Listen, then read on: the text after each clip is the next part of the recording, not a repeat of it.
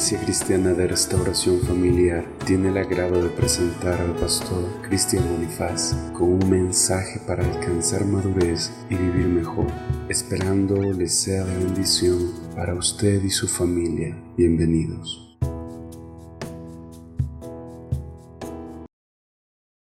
Hechos 2:42.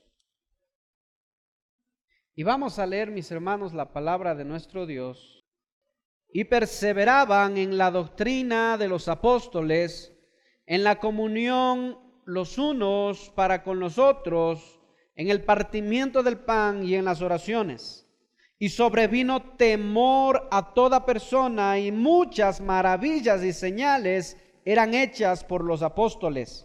Todos los que habían creído estaban juntos y tenían en común todas las cosas, y vendían sus propiedades y sus bienes, y lo repartían a todos según la necesidad de cada uno, y perseverando unánimes cada día en el templo, y partiendo el pan en las casas, comían juntos con alegría y sencillez de corazón, alabando a Dios y teniendo favor con todo el pueblo. Y el Señor añadía cada día a la iglesia los que habían de ser salvos. Amén. Tomen asiento, mis hermanos. Bendito Dios, tómanos en tus manos y que tu obra se perfeccione, Señor, en nosotros. Gracias. Aquí está tu iglesia, aquí estoy yo, Señor, tu siervo. Te ruego, Señor, que tú hables a cada uno, Señor, en el nombre de Jesús. Amén. El libro de los Hechos narra la historia de la iglesia primera, ¿sí? Cómo inició la iglesia, cómo se formó la iglesia. El libro de los Hechos nos cuenta a nosotros la historia de cómo sucedieron las cosas en un inicio. Y al leer, mis hermanos, presten atención, al leer esto de aquí, este pasaje, de cómo era la iglesia, hermanos, de cómo fueron los primeros cristianos, hay una sola cosa que yo deseo. Y es que me llena el corazón, mis hermanos, y me entusiasma mucho. Y yo le oro al Señor, le digo, Señor, ¿cómo quisiera que tu iglesia, no me refiero solo a ustedes, me refiero a todos los cristianos, cómo quisiera que tus hijos, los cristianos de hoy en día, seamos como estos de acá, del principio, de la primera iglesia. La iglesia que tenía claramente un propósito. No sé si les causa, mis hermanos, al leer esto, no sé si les causa a ustedes el entusiasmo y alegría de saber cómo eran los cristianos del principio. Y darnos cuenta a dónde ha caído el cristianismo de hoy en día, hermanos. Porque déjeme decirle algo, el cristianismo de hoy en día no anda bien. Y hay varias cosas que yo quiero analizar de lo que vamos a leer aquí. Vamos a analizar varias cosas de la iglesia primera y vamos a analizar varias cosas de los primeros cristianos, los cristianos que se convirtieron. Pero el propósito principal, mis hermanos, tomen sus apuntes, era uno, mis hermanos. ¿Cuál creen ustedes que era el propósito primario de la iglesia? A ver, ¿quién me dice cuál era el propósito principal de la iglesia primera? ¿Cuál era el propósito? ¿Qué dice usted, Janecita? Compartir, muy bien. ¿Qué dice usted, mi hermana Marcia? Ajá, sí. Veían la necesidad los unos de los otros, ¿verdad? ¿Qué dice usted, mi hermanita? ¿Cuál cree usted que era el propósito principal? En la palabra. Amén, muy bien. ¿Qué dices tú, Benjamín? ¿Cuál era el propósito principal? Ya, la salvación. ¿Qué dice Alexandra? Ya, muy bien. ¿Qué dice usted, Jenicita? ¿Qué dice usted, mi hermana? ¿Cuál era el propósito? Eso, muy bien. Sí. Déjenme decirles que todo lo que ustedes me dijeron está muy bien, pero esos eran los propósitos secundarios, no eran el propósito principal. El propósito principal de la iglesia primera era aquello que está un poquito más antes, ya vamos a verlo después. Varones, así como ustedes han visto ir en las nubes o perderse en las nubes al Hijo de Dios, asimismo lo verán volver. ¿Sí? El propósito primario de la iglesia primera era esperar la venida de Cristo. Porque esa fue la promesa. Yo me voy a preparar morada y volveré por ustedes. Entonces ellos se despiden del maestro, ¿verdad? Estando en el monte, y el maestro es llevado, Cristo es llevado ya, Jesucristo es llevado, ¿verdad? Y ellos se quedan viendo, esperando a ver qué va a pasar. Y de pronto aparecen ángeles al lado y les dice, varones, dice, ¿por qué se quedan viendo? Si así como se va, lo verán volver. Él va a regresar. Amén, dijeron, aleluya. Va a regresar. Y desde ese día dice que se reunían, ¿cuántas veces a la semana? ¿Cuántos días tiene la semana? 7 días a la semana, hermanos. Se reunían todos los días a esperar el regreso de su Señor. Bueno, ¿qué hacían cuando se reunían? Se ponían a orar, hermanos. Subían a un aposento, ¿verdad? Donde vivían los apóstoles y se ponían a orar, hermanos. Doblaban sus rodillas y oraban, y oraban, y oraban, esperando el regreso, esperando que el Señor les dijese y viniese la promesa del Espíritu Santo. Aquí todavía no aparece el Espíritu Santo. Entonces ellos vieron que se fue, y mientras tanto ellos estaban orando y orando y orando, y eso era todos los días, hermano. Se reunían a orar y a meditar en las palabras de Cristo. Al pasar el tiempo, mis hermanos, como que el propósito ha cambiado. Y déjenme decirles una cosa. Hoy en día, la mayoría de cristianos saben que Cristo va a venir, pero no lo están esperando, hermanos. Escuchen bien. El cristiano sabe que Cristo va a regresar, pero no lo está esperando. Cuando digo no lo está esperando, quiero decir que no se está preparando para la venida de Cristo.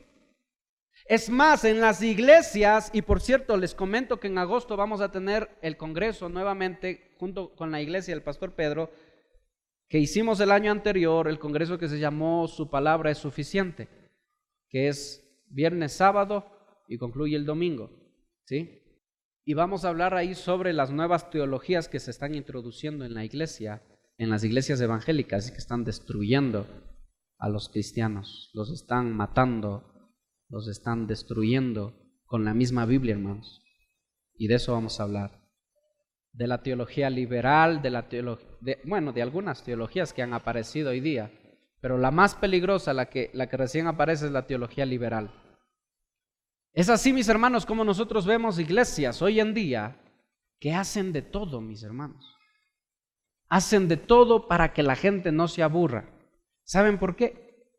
Porque orar les parece aburrido, hermanos. Porque orar les parece... Se aburren orando, hermanos. O sea, que tú le digas a un cristiano contemporáneo, mira, vamos a reunirnos en el culto y vamos a hacer 2 cosas. Vamos a orar y vamos a meditar en la palabra de Dios. Qué aburrido. Y no habrá nada más que hacer. No hay algo más, tal vez algo. Miren, por aquí ha pasado gente y he escuchado que han dicho, qué aburrido, dicen, solo alaban y directo a la Biblia, dice. O sea, no hacen nada más. Si nosotros vemos a la iglesia primera, el único propósito era ese, hermanos, esperar la venida de Cristo. Y todos los días, puedes imaginarte tú lo que es estar, ¿verdad? 40 días, 30 días, un mes, orando todos los días, de domingo a domingo. No todo el día, no, dice todos los días. Eso quiere decir que tal vez 1 hora, 2 horas al día se reunían a meditar. Y de ahí seguían haciendo sus quehaceres, sus labores. Pero para los cristianos de hoy en día, hermanos, eso es ridículo. O sea, que tú le digas que se ponga a orar, nos reunimos solo para orar y para la palabra. Eso es ridículo, hermano. Como que al cristiano de hoy en día no le gusta orar. Al cristiano de hoy en día no le gusta meditar en la palabra de Dios. Es por eso que los pastores andan buscando y se andan inventando cosas para entretener a la gente. Y alguien dijo, Paul Washer dijo, que las iglesias de hoy en día parecen circos. Yo vi en internet un pastor que se vistió del Chavo del Ocho, hermanos, y predicaba vestido del Chavo del Ocho, porque se dio cuenta de que a la gente no le gustaba solo orar y estudiar la palabra. Se dio cuenta que la iglesia quería otra cosa, y como la iglesia quería otra cosa, entonces vamos a darle otra cosa para que la gente no se vaya, para que la gente se quede. ¿Entienden? Qué pena, hermanos, pero así está la iglesia. La iglesia del principio, el único propósito era esperar el regreso de su Señor, hermanos. No sé si esa es la idea con la que tú te acercas al culto. No sé si esa es la idea con la que tú lees la Biblia, hermano. No sé si esa es la idea con la que tú oras. Pero hay una oración que va más allá, y que es esa oración de intimidad, donde tú le expresas al Señor lo mucho que tú le amas o lo mucho que quisieras amarle, y cuánto anhelas que se restauren todas las cosas y que el Señor venga. Se escucha feo orar para que venga el fin del mundo, ¿verdad? ¿Sí o no? Señor, que ya venga el fin del mundo, que venga el Armagedón. Pero sabes que no es tan feo, porque lo que tú estás diciendo es: Señor, ya quiero que tú regreses. Sí, tengo tu espíritu, yo sé que tu espíritu, pero todavía estoy en este cuerpo de carne, Señor. Yo ya quiero ser glorificado, ser transformado. Yo quiero estar en tu presencia, Señor, por la eternidad.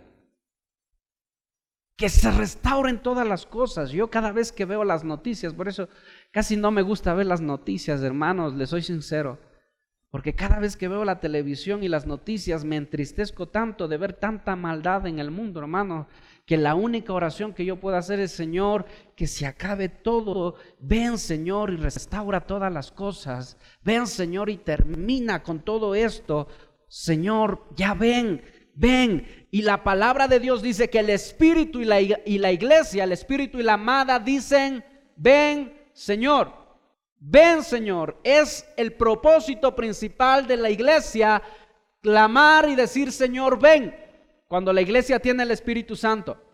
Cuando la iglesia no tiene el Espíritu Santo, esa iglesia: Señor, quédate nomás un poco más, porque todavía tenemos muchas cosas que alcanzar en esta tierra. Parece exagerado, pero no lo es. Lo que les estoy diciendo es la verdad, y es lo que está pasando en las iglesias. Eso es lo que está pasando, hermanos. En el seminario vamos a ahondar más acerca de eso, y yo les aconsejo: no falten, porque va a estar muy bueno el seminario. Entonces, mis hermanos, ese propósito se ha ido perdiendo, y cuando yo leo esto digo: ay, Señor, cómo quisiera que los cristianos seamos así, hermano. Tú te puedes imaginar si el pastor llama todos los días a culto. Va a estar el pastor solito, hermano. Va a estar el pastor solito ahí orando y orando, hermano, y tal vez 1 o 2 hermanos. Pero hay que ser sinceros, hermanos. Cuando yo leo esto, hasta me pongo a llorar, hermano, porque digo: 3 cultos en la semana, tu iglesia no va, van pocos. Un día van unos, otro día van otros, y el domingo van otros. Y yo veo aquí, dice, ¿cuántos días dice que se reunían en el templo? Todos los días, hermanos. Y ojo, presten atención, aquí no había milagros todavía. Aquí todavía nadie hacía milagros. El único que hizo milagros aquí era Jesús, Cristo.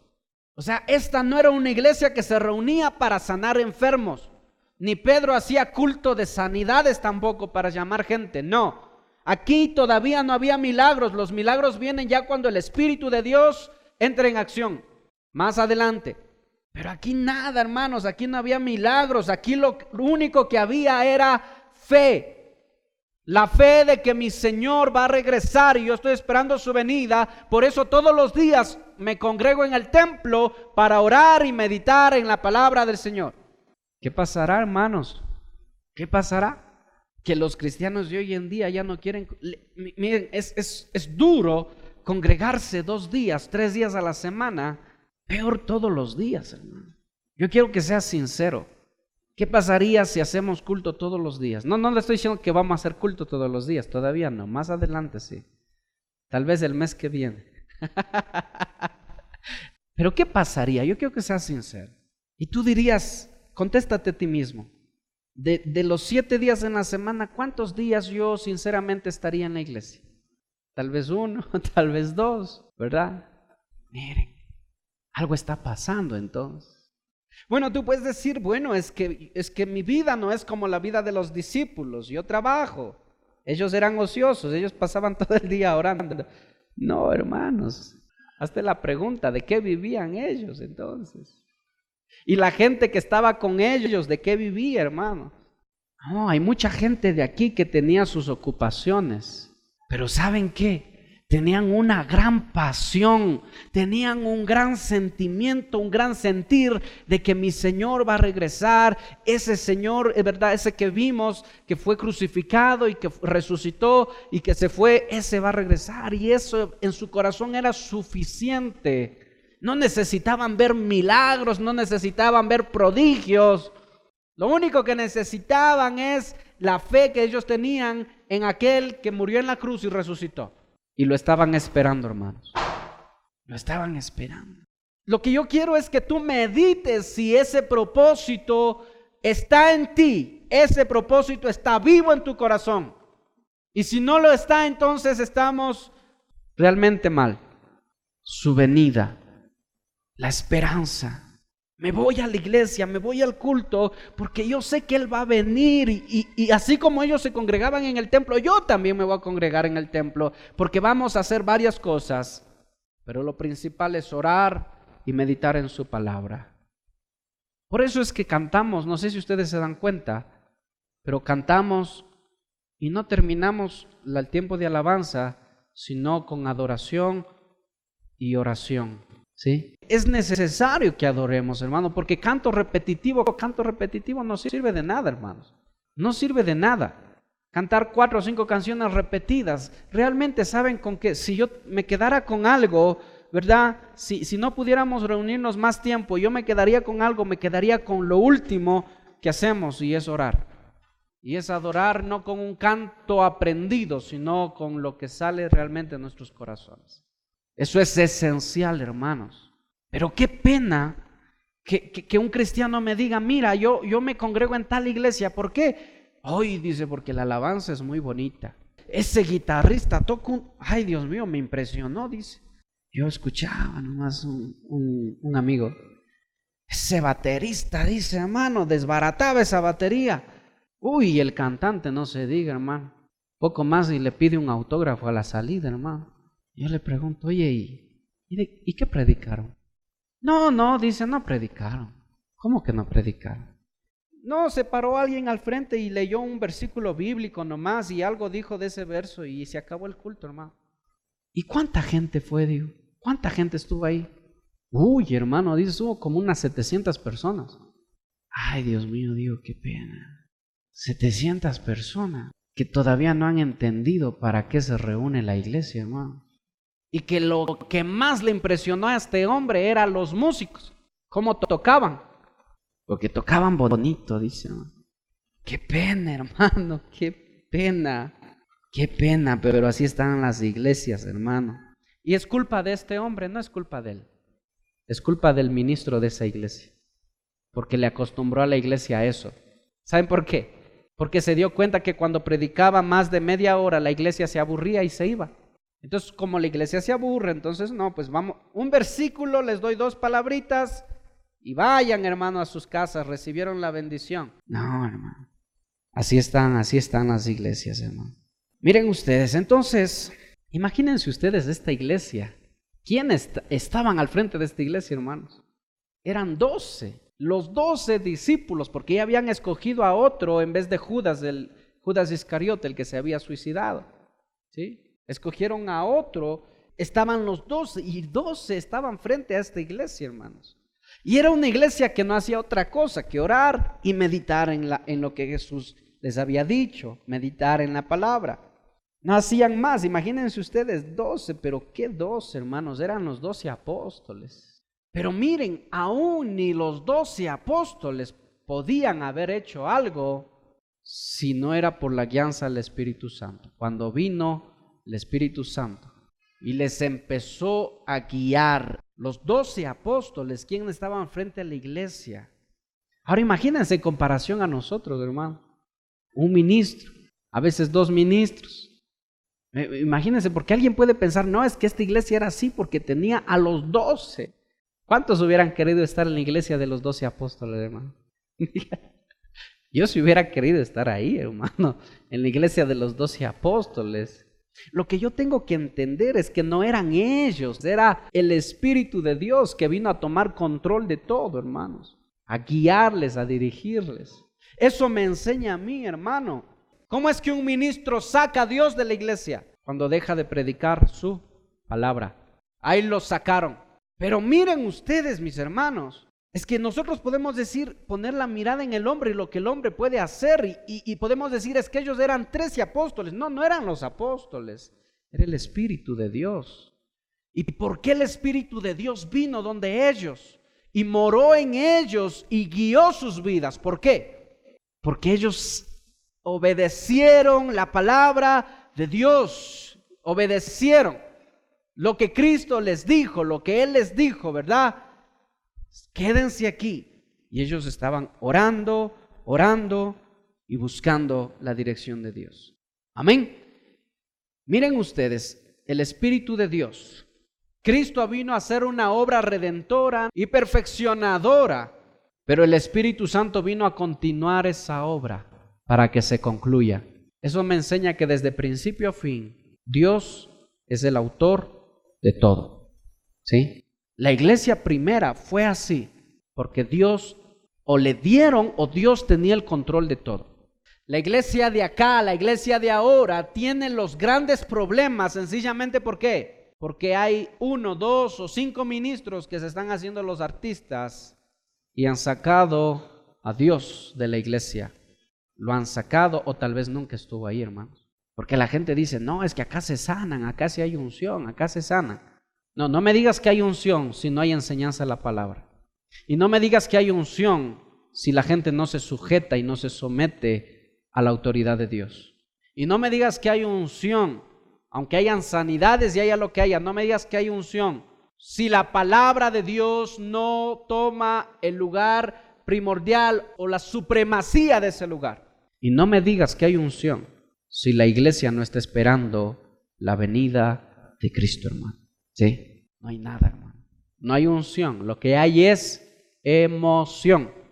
Y son 2 cosas muy diferentes. Emoción y unción son 2 cosas muy diferentes, hermano. Esta era una iglesia que sí tenía unción, hermano. La iglesia que pasa el tiempo haciendo de todo descuida la supremacía de Dios a través de su palabra. Es una iglesia sin sentido y fácil de desviar, hermanos. Analicemos Hechos 1 y 12. Vamos un poquito más atrás. Miren ustedes, ¿qué dice en el 12? ¿Alguien lea, por favor? Lo importante, mis hermanos, de reunirse, de que la iglesia se reúna con el mismo propósito, ¿sí? ¿A cuántos de nosotros nos gusta reunirnos para orar, hermanos? Mire, dice que se reunían para orar, ¿sí? Pero obviamente después lo que nos dice a continuación es que también meditaban en la palabra, porque Pedro toma la palabra de Dios para hablarles. Entonces, ellos se reunían, como ya les dije, y el Espíritu todavía no venía, y se reunían, ¿por qué? Porque Jesús les ordenó que se reuniesen. Si ustedes leen en Hechos 1, del 1 al 5, miren ustedes lo que nos dice, ¿verdad? Esto estaba acá, ¿verdad? Aquí está empezando la iglesia. Aquí inicia la iglesia, el punto de partida de la iglesia. Ya Jesús se había ido, Jesús hizo los milagros y todo, ¿verdad? Nosotros tenemos en Hechos 1:11, ahí está, ¿verdad? Ahí está el ascenso de Jesús, ahí se fue. Nos dice, los ángeles le dijeron, varones galileos, ¿por qué estáis mirando al cielo? Este mismo Jesús que ha sido tomado de vosotros al cielo, vendrá como le habéis visto ir al cielo. ¿Sí? Ahora, en Hechos 1:1, miren lo que dice.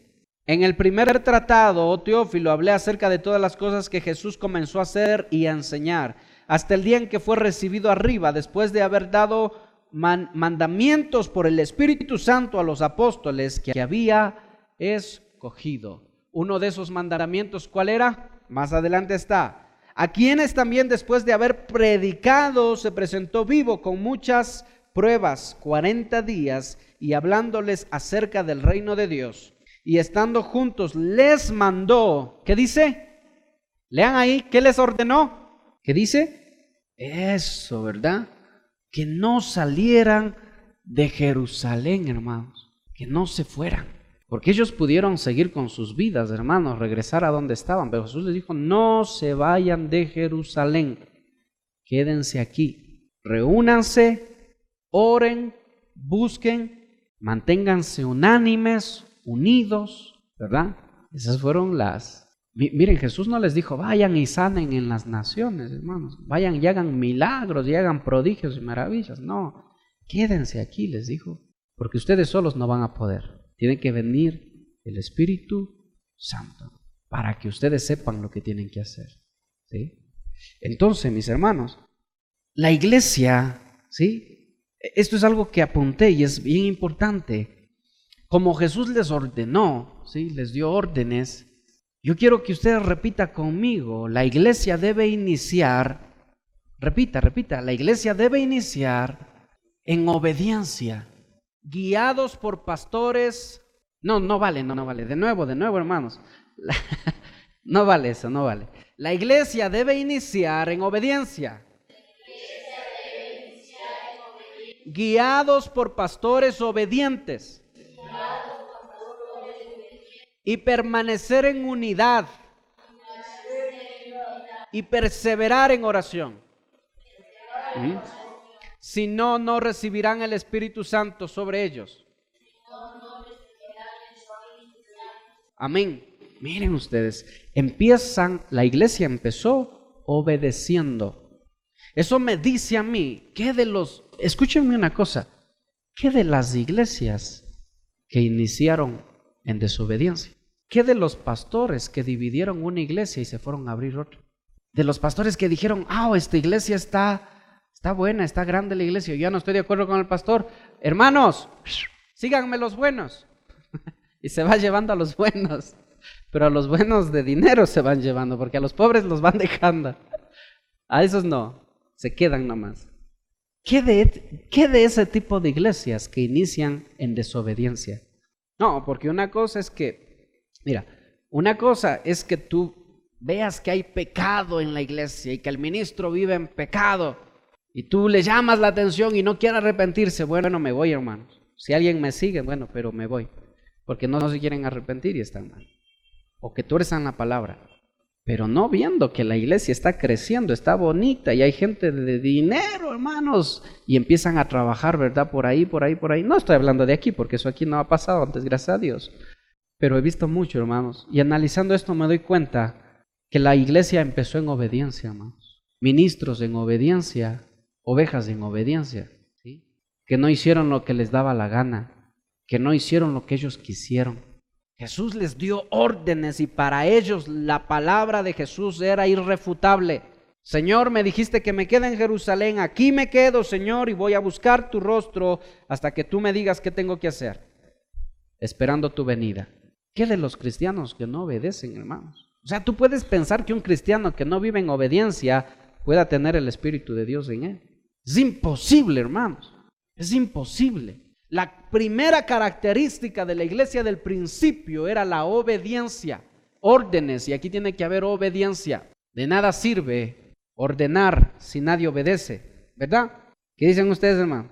No sirve de nada, hermanos, en esta gente obediente. Y la iglesia primera recibió la grandeza del Espíritu Santo, recibió los dones, recibieron ¿verdad? El poder del Espíritu Santo y fueron ungidos porque permanecieron ¿en qué? En obediencia, ¿sí? Dile al que está a tu lado, dile, no te hagas, dile. No seas desobediente. dígale, hermano. No, hermano, la iglesia empezó en obediencia, hermano. Y miren ustedes, los apóstoles dijeron hermanos, porque eran 120 los que se reunían, 120, contando las mujeres, ¿verdad? La madre de Jesús y los hermanos de Jesús, porque Jesús tenía hermanos de sangre también. María tuvo más hijos con José. Pero miren ustedes, mis hermanos, si el cristiano no permanece en obediencia, el Espíritu Santo no va a obrar ahí, hermano. Y los apóstoles les dijeron a las personas, hermanos, vamos a reunirnos todos los días. Y la gente dijo, amén, hermano. Yo tal vez sé que alguien no podía, tal vez alguien se excusó, yo no sé, hermano. Lo único que dice la Biblia es que se reunían y estaban con un solo propósito. El mismo propósito tenían todos, hermanos. ¿Te das cuenta cómo la iglesia del principio de reunirse todos los días ha llegado hasta el día de hoy a reunirse 1 o 2 veces por semana? ¿Sí te das cuenta? Qué cambio tan abismal que ha habido en la iglesia, ¿verdad? Porque el Espíritu Santo está o ya se fue. Está aquí.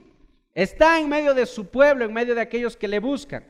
La situación es que entonces Dios no ha cambiado, el Espíritu de Dios no ha cambiado, Él sigue haciendo su misma obra. Los que han cambiado, ¿quiénes somos? Nosotros hemos cambiado, hermanos. La iglesia del principio, obediente, permanecía en obediencia, hermanos. Y quiero rápidamente, ay Dios mío, ya se nos fue el tiempo. Quiero darle solo una característica porque son 11 características de la iglesia, ¿sí? Y quiero darle solo una de estas. Pero miren, podríamos decir la principal, la obediencia, ¿sí? Y aquí había otra característica, hermano, y era la perseverancia.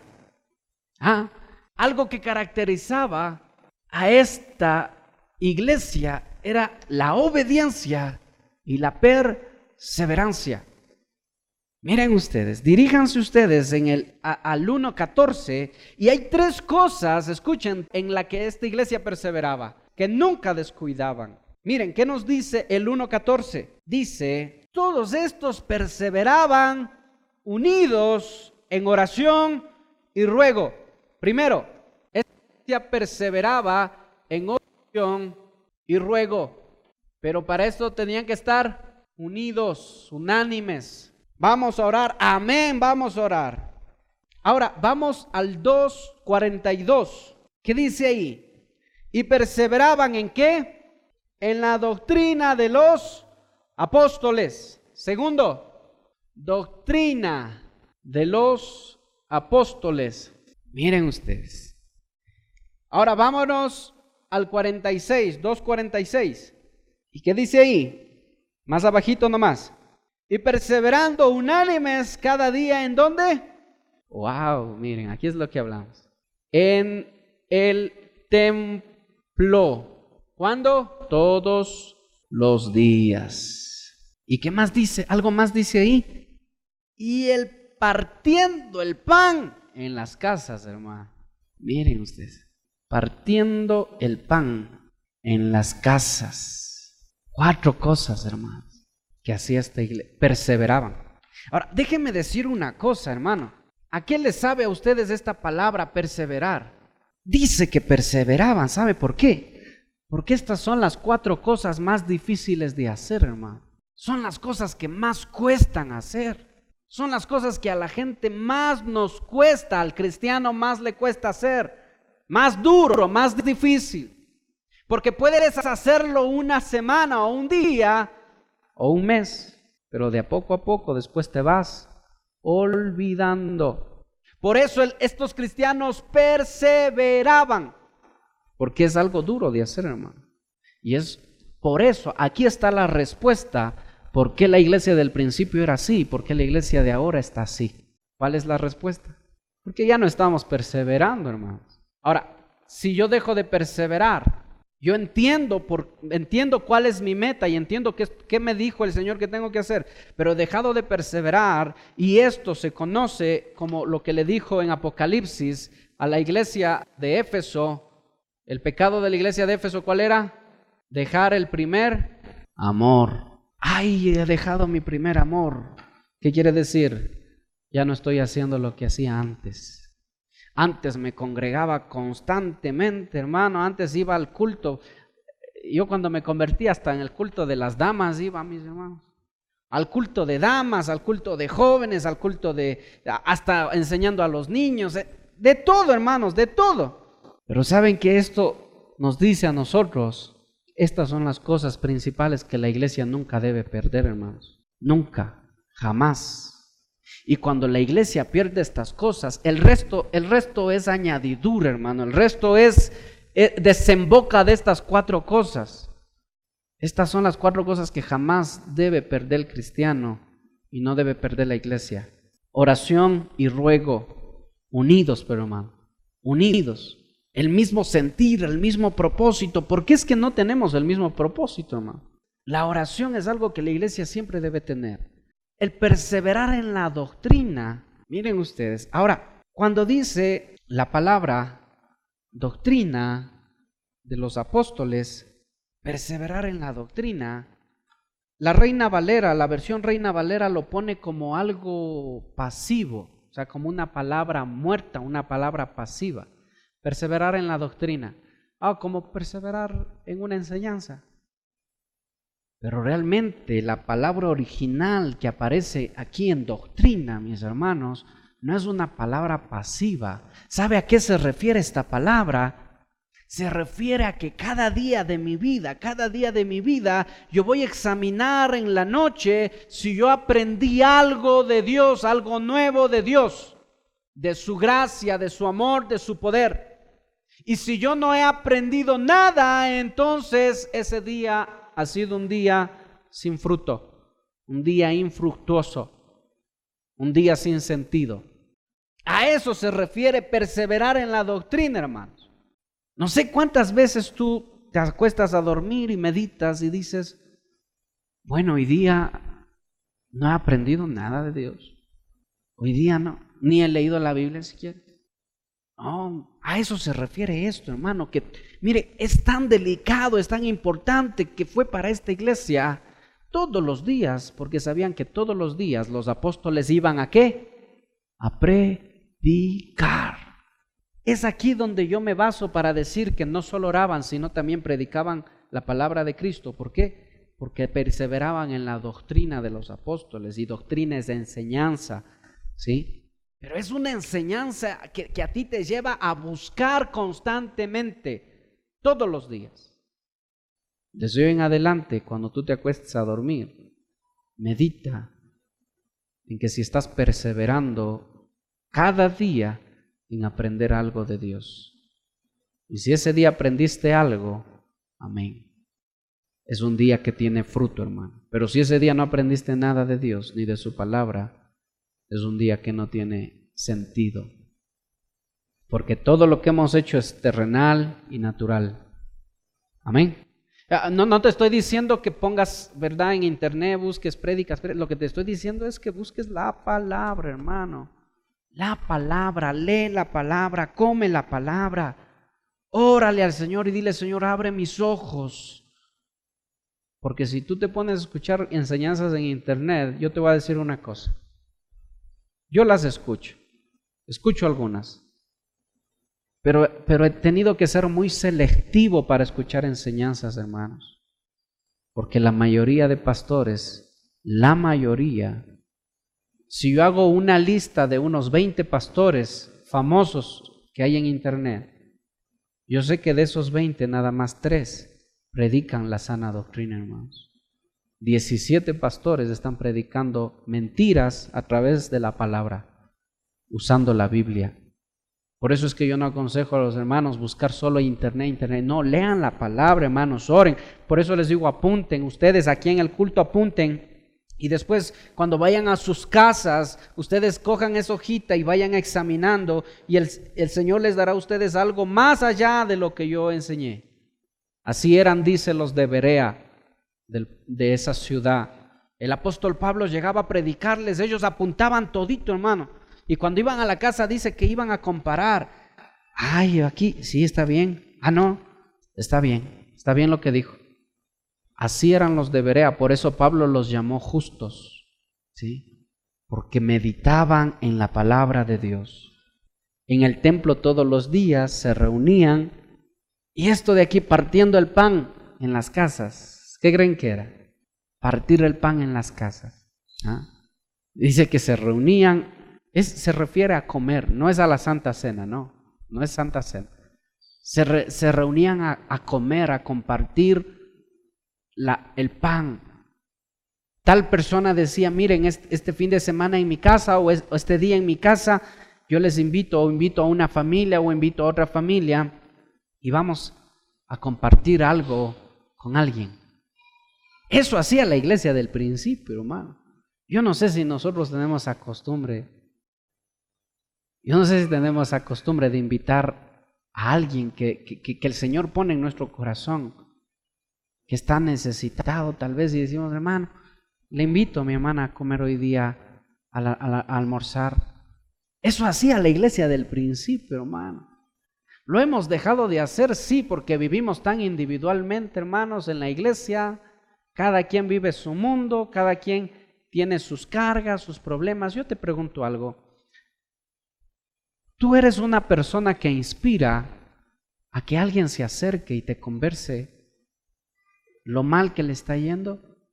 ¿Tú eres una persona a la cual podría acercarse alguien de la iglesia y podría recostarse, ¿verdad?, en tu hombro y llorar por los problemas que ha tenido o por las necesidades que tiene? ¿Inspiramos ese tipo de confianza a nosotros? ¿Saben por qué no lo hacemos? ¿Por qué no inspiramos ese tipo de confianza? Porque nos mantenemos al margen siempre, hermano. Es como que hacemos una barrera alrededor de nosotros, ¿sí? Y ni nosotros vamos para allá, ni la gente viene para acá. Es más, yo cuando invito a alguien a comer a mi casa o invitamos a alguien a comer a la casa, se sorprenden. Se sorprende porque no es lo normal, no es lo habitual en la iglesia. Lo habitual es que escuchemos, adoremos y salgamos. Pero esto es algo que no se debe perder, hermanos. Y si yo pudiera esto compararlo con algo, lo compararía con esto, hermanos, con los discipulados. Porque qué bonito es llegar a una casa, no solo a comer, hermanos, sino a compartir la palabra de Dios, a enseñar la palabra de Dios. ¿Cuántos de ustedes estarían dispuestos a recibir a alguien en su casa con el objetivo de predicarle la palabra, de enseñarle la palabra?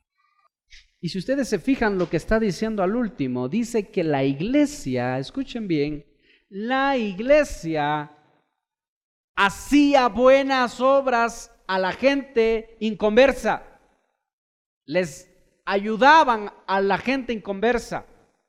¿Y eso hacía qué? Que se añadan a la iglesia los que debían ser salvos cada día, dice, se añadían a la iglesia. O sea que llegó un tiempo en el que no solo invitaban a comer a hermanos, sino que también invitaban a comer a alguien, ¿verdad?, que ellos conocían, para predicarle la palabra de Dios. Yo sé, mis hermanos, que los tiempos son difíciles, pero déjenme decirle una cosa. En el tiempo en que la iglesia se levantó, fueron tiempos muy difíciles. Nosotros tenemos la idea, con esto termino, de que la iglesia del principio, ¿verdad?, como dice que todos vendían lo que tenían y se repartían, decimos, wow, no había necesidad de nada. Había abundancia más bien, y nosotros pensamos que los apóstoles eran abundados y que la gente era abundada y todos eran bendecidos. Cuando la palabra de Dios dice que eran bendecidos, no está refiriendo a que tenían abundancia de dinero o abundancia de riqueza, hermano. Eran gente que no tenía, hermanos, vivían con las justas, hermano. Así como habían también los que sí tenían dinero y se convertían. La mayoría no, hermano. Acuérdense ustedes que estaban bajo la opresión del imperio romano y ellos les sacaban a través de impuestos, sangraban constantemente al pueblo judío. Pero en medio de esa gran necesidad, hermano, la iglesia entendió, la iglesia esperaba y cuidaba estas 4 cosas, hermanos. ¿Cómo es que de ahí hasta el día de hoy la iglesia ha cambiado tanto? ¿Cómo es que los cristianos hasta el día de hoy hemos cambiado tanto? Estas cosas son las que no debemos descuidar, mis hermanos. Pongámonos de pie. Cierran sus ojitos.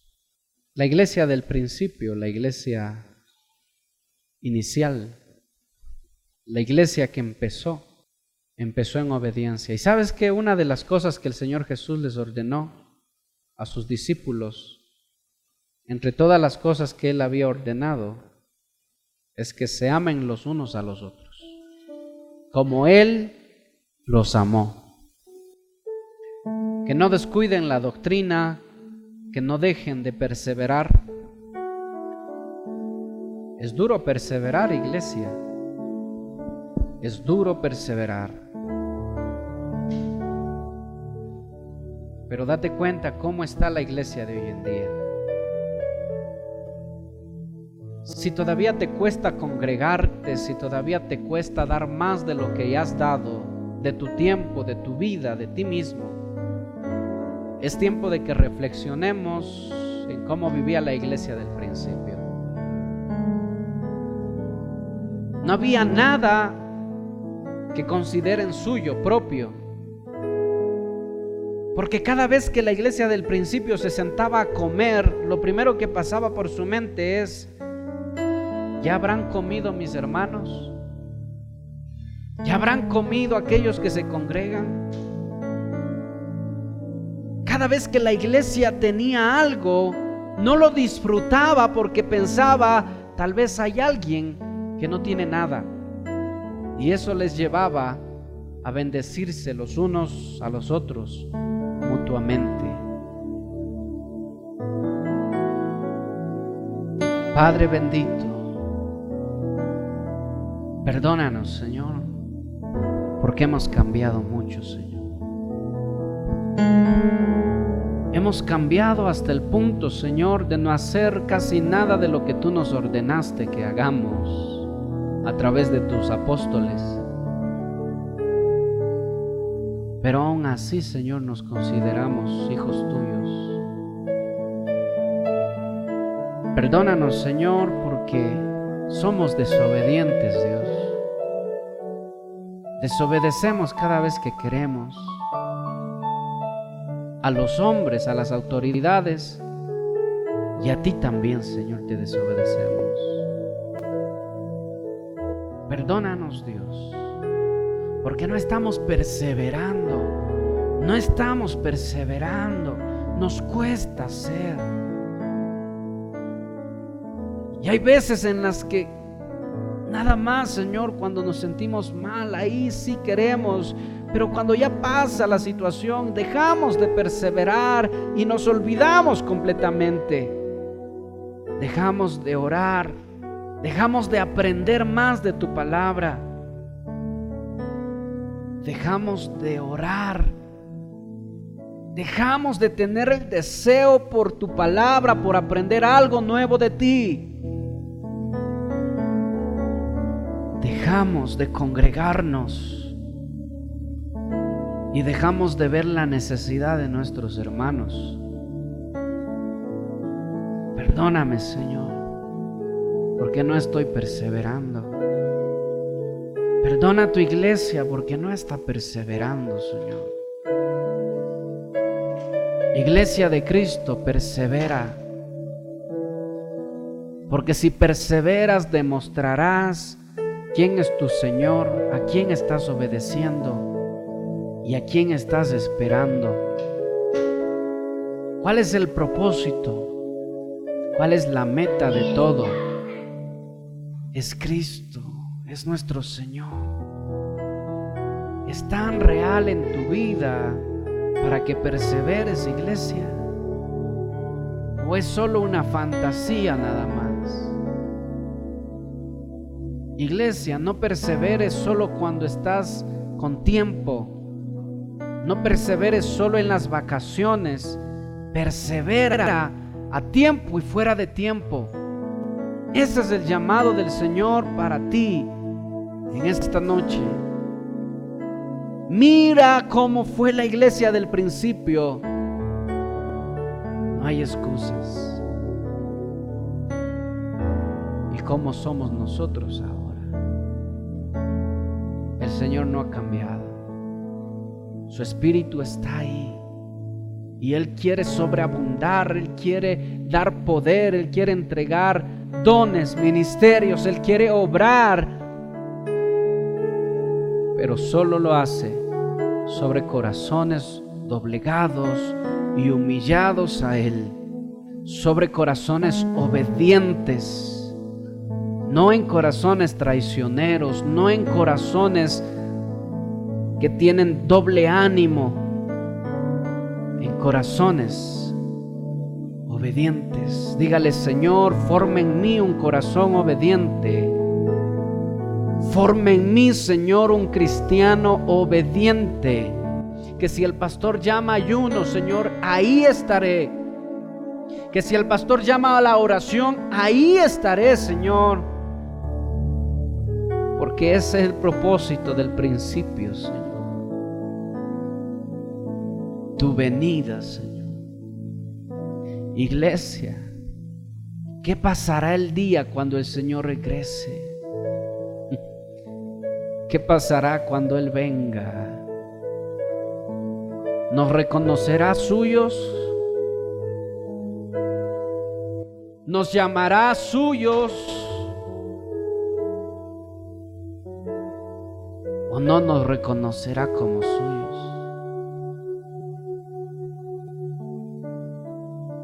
Esa es la angustia que hay en mi corazón.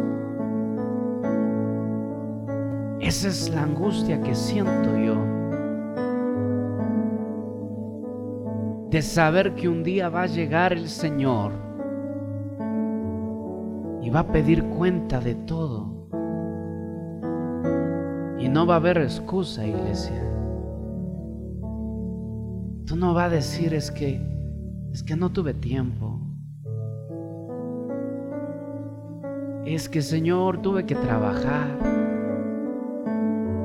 Es que, Señor, era muy de noche. El pastor se extendía demasiado en los cultos, por eso ya no iba. Es que, Señor, no va a haber excusa, hermano. Persevera, unánime. Persevera, iglesia. Porque solo perseverando seremos perfeccionados a través de su Espíritu. Veremos milagros, prodigios y maravillas. Pero solo si perseveras, solo si esperas su venida. Las iglesias de hoy en día tienen muchos propósitos, pero la iglesia del principio tenía solo uno, y era esperar la venida de su Señor, porque lo amaban tanto, porque lo extrañaban tanto, porque lo deseaban tanto. Aquel que estuvo con nosotros, aquel que compartió con nosotros y vimos su grandeza, nos ha sido quitado. Y ahora, ese era el deseo ardiente, por eso se reunían todos los días. Señor, ven. Señor, te necesitamos. Señor, sin ti perecemos. Señor, Maestro, amado.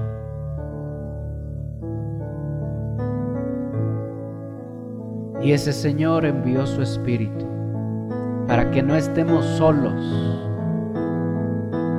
para que no estemos solos, para que sepamos lo que tenemos que hacer. Y ese Señor envió sus ministros. Él los constituyó desde la eternidad para que sepas lo que tienes que hacer. Y ese Dios ha dejado su palabra para que sepas lo que tienes que hacer. Ya no hay excusa, iglesia. Ya no hay excusa. Tal vez la iglesia del principio pudo haber dicho, bueno, no hay Biblia, no hay Espíritu Santo. Bueno, vamos a deponer nuestra actitud de buscar a Dios. Tal vez. Pero nosotros no, porque lo tenemos todo, hermanos. Tenemos Espíritu Santo, tenemos palabra de Dios, la Biblia, y tenemos ministros. No hay excusa, hermano. No hay excusa. Ayúdanos a perseverar, Señor. Ayúdame a perseverar. Y que tu iglesia se llene de gente que persevera, Señor. Que tu iglesia se llene de gente que realmente ama tu venida, ama tu presencia, ama orar, ama escuchar tu palabra. Y no de gente que solo quiere un espectáculo, Señor. Gracias, bendito Dios. En el nombre de Jesús. Gracias.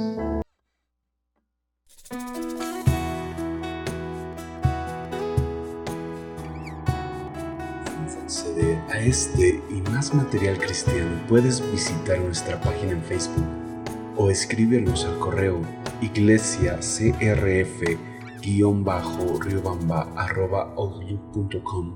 Si estás en Ecuador y deseas comunicarte con nosotros personalmente, comunícate al teléfono 032-944-049. Ministerios Restauración Familiar llega a ustedes gracias al aporte de personas comprometidas con el ministerio. Si deseas, puedes unirte a nosotros y ser parte del cambio.